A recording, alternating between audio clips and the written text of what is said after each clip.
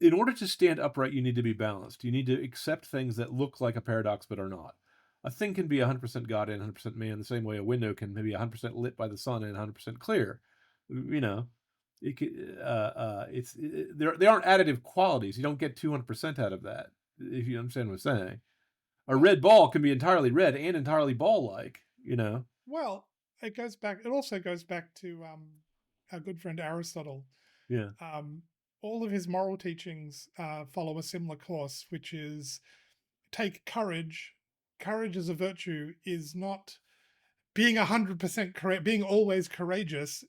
It's courage is the mean between right. being a coward, which is what it's normally considered to be the opposite of. But actually, there's another side of it, which is being too rash Being reckless, and right, being reckless and foolish, and being courageous is to find the balance, the right. harmony, the balance between the two.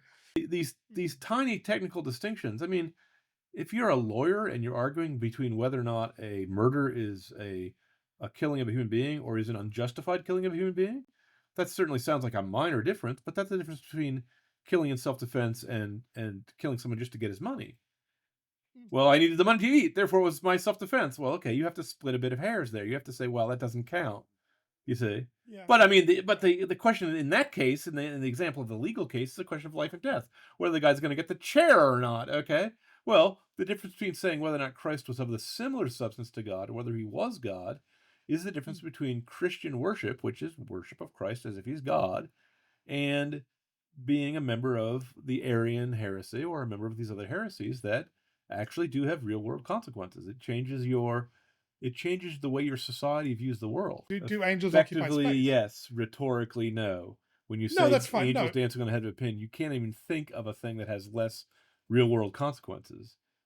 no, it's intended as a mockery, but Right. the underlying question is do angels take up space or not? Right. And if they don't take up space, then an infinite number of them can dance on the head of a pin. And if they do take up space, well, a finite number of them can. It's a it's Sure. But it's a real question. if a thought It's a takes up reasonable space, question. how many people can think of a head of a pin?